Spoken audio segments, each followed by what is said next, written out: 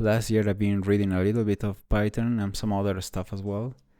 And I just decided to start this year by reading Python again. And to make sure that I'm covering all of those little details that I missed before. I've been reading some documentation, watching some videos, reading some PDF documents I have on my computer. I've been looking into my Kindle and reading some books in there. But mainly I've been reading the official Python tutorial documentation and a little bit of ChatGPT to help me out understand those details of Python, which is really cool. It's really amazing. It's just right in the point. Whatever I need to understand, it's pretty straightforward to go into ChatGPT and it will reply to you just what you need to read in order to understand what you are asking for. But what I think I'm missing is need to check some Git repositories as well. There are a lot of source code examples of Python out there on different projects, and yeah, ideally, eventually, I would like to start contributing some of the Python projects out there as well, just to make sure, or just to make sure that I understood correctly the Python language and I'm able to collaborate with other projects. I'm doing some personal projects as well with Python, specifically with Django REST framework, and this is connecting all together. It's making sense just to study the language, doing some projects, and having the intentions to collaborate with other projects. It's all connecting. It's all what I want to do. And it's really good to have now the time, the opportunity to work on all of this. I have no rush. I'm doing it all on my rhythm. It's all doing well, and I hope it will be like this the full year. I really want to enjoy learning, doing some proof of concepts, learning with different resource materials. Python is one of them. I'm really looking forward to learn some other languages and frameworks as well. For example, we have this PyTorch and TensorFlow frameworks for machine learning, for training models. So I really would like to learn all that jazz. I really would like to experiment and run some proof of concepts in order to get familiarized with that.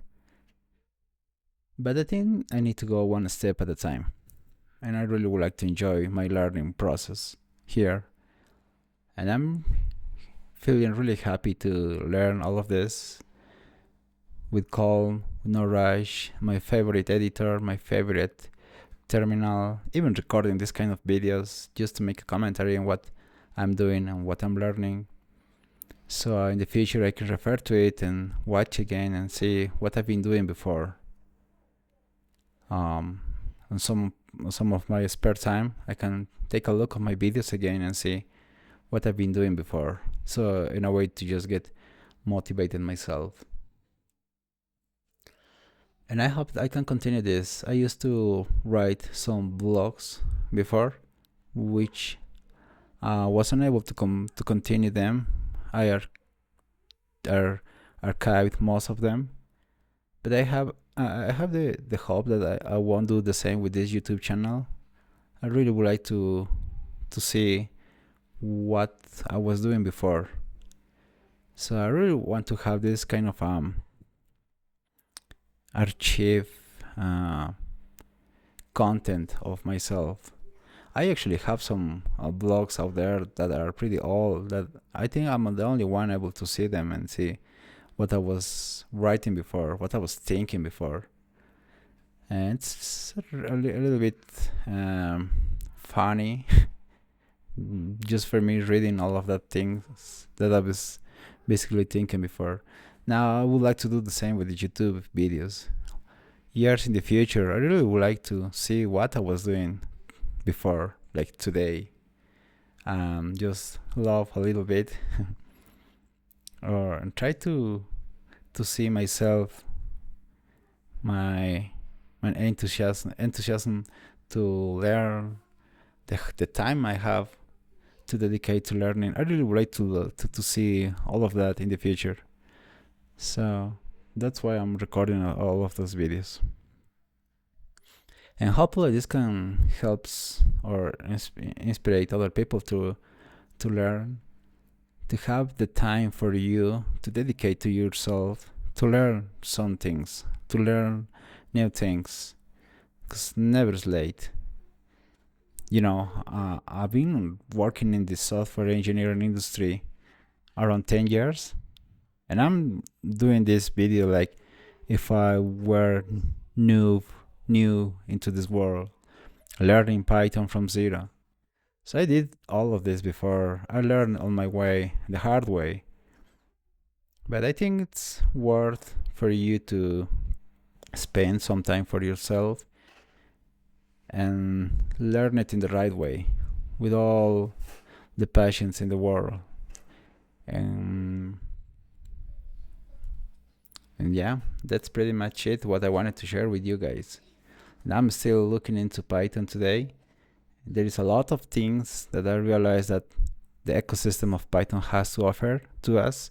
It's really a lot, especially today where machine learning and these chatbots and generative text is the trending. And I'm seeing more and more, a lot of models being created, a lot of things going on in GitHub, a lot of things or new models being released in Huggins Face Transformers web page. So this is trending, and I think that's gonna be pretty much for blockchain technologies as well, given that the blockchain is increasing every day, step by step. So it's really good timing to have some spare time to dedicate to study new things, new frameworks, new technologies. And that's satisfactory for oneself, for yourself. It's one more accomplishment for you to remember in the future, and to be proud of yourself every day by learning new stuff, new technology. Obviously, this can be a little bit overwhelming if something doesn't work for you, something is not working as expected, or sometimes not even having enough time to dedicate some time for yourself. I think that's okay. We should at least be able to have some time just to think. Even thinking might be dangerous sometimes. We tend to think a lot, to plan a lot. We need to find a balance for that, because even planning every day, like day one, is normal. It's okay. Always having an art, an objective, a dream. If you have that already, then thinking every day should be okay. That was something said by Jeff Bezos. Every day is day one. Every day you have to start fresh. Every day you should allow yourself to think, to plan like day one. So that's okay. But you should always keep in mind, what is your north? Where are you going? Where are you going? Where are you heading to? So if that's clear for you, I think that's okay to think every day. But overthinking is another problem. So you should find a balance to not overthink a lot what you're doing. It's more important to have work in progress, work done, instead of just thinking and living in your head, planning and dreaming and getting excited just in your head. You actually should do some work done. You should get some work done. And as I was saying, you can get overwhelmed because of different reasons while learning something new. You should always have some spare time to do some creative work or creative activities that can inspire you or can help you to think in a creative or creatively. Be creative on the way of your thinking.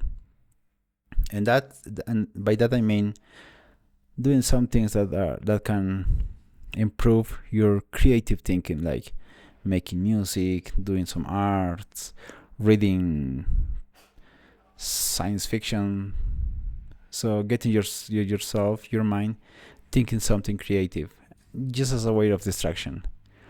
And then you can come back to engineering and do some software, some research, with a clear mind.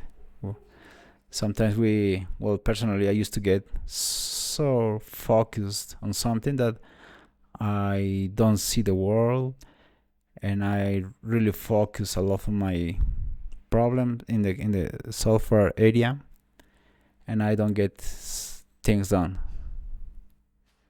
So it's important to have some time to distract yourself in order to get inspired and then proceed solving your problems. That's what I'm trying to say. Sorry, that's everything I wanted to share.